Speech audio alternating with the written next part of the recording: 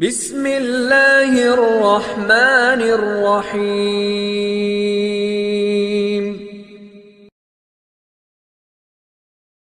हमारे चैनल को सब्सक्राइब करें और नई अपडेट्स के लिए घंटी के बटन को जरूर दबाएं। ख्वाजा बख्तियार काकी रहमतुल्लाह अलैह दा यो बुजुर्ग تیر شوی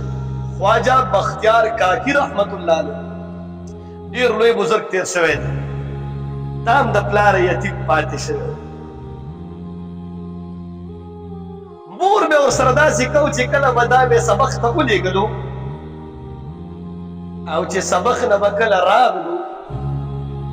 نو ده به ورته ویل چې ای سویه رزق الله ورکوي ته به 2 رکعته لمونځ کې الله ته به لاس اوچتې نو الله به رزق درکوي تا به چې سکول نه راغلی 2 رکعته لمونځ به وکړه لاس به اوچت کړه چې یا الله ما ته خو روټۍ راکړي او ماشوم دی وایي زه وږی شوی یم مور به ورته یو ځي کې ترکاري کېغوستله هغه چې لاړو هغه ځي کې به یې ترکاري راغستله خوړله د واقع مطابق یو ورځې دا مور خپلوانو کره تللی و یو مړی شوی دا والده هلته لاړه او د غرمې ټیم و ته ویله چې اوه ما خو ډېر لوی نقصان و ولې زما زوی به راغلي 2 رکعته لمونځ به یې کړي او خو به ناست دي د ترکارۍ په انتظار به ترکاري خو ما ږدله زما د زوی هغه ایماني جذبه به ختمه شي چې کوم توکل په الله باندې و به ختم شي د هغې چې کوم تربیت ما کړی و هغه تربیت کې به ډېر کمی راشي او ښځه بس هلته د خپه را برابره کړه را روانه په لاره کې منډه منډه کور ته یې ځان نه ورسو چې ګوري زوی اوده دی را پایڅولو وایي ای بچې ولې روټۍ دې نه ده خوړلې ورته وایي ای زما مورې نن خو مې ډېره خوندوره روټۍ وخوړله زما دې د الله په ذات باندې قسم وي داسې روټۍ مې وخوړله چې کله تا ما ته نه ده راکړې مورې لاړه ګوري ترکاري لږ پاتې وه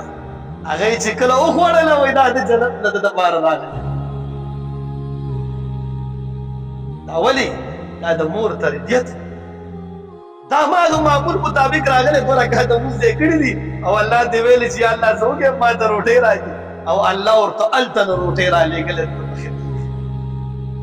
دا خواجه بختیار کاکي رحمت الله علیه و یو ځل د هندوانو جلسې ته لاړه یو جلسه و هندوانو ته دعوت کول وایي ده چې کله خبرې چالو کړ ټوله جلسهګاه په زرګو خلک ټول مسلمانان شو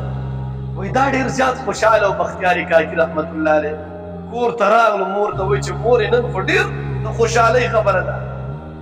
زما په یو بیان باندې ټولو خلکو اسلام کې داخل شو وایي ای زما زویه دې کې زما هم تا سره حصه ده وایي ولې مورې څنګه دې حصه ده وایي ځکه چې ما ستا تربیت کړی بل ما تا ته دعاګانې کړي دي عزیزانو دعاګانې بچو ته وکړو میندې ورته ښایسته پیدا ده دینداره میندې بچې ته پیدا ده او دعاګانې ورته وکړو الله به بچي بیا داسې پیدا کوي لکه څنګه چې بختیاري کاکي رحمت الله علیه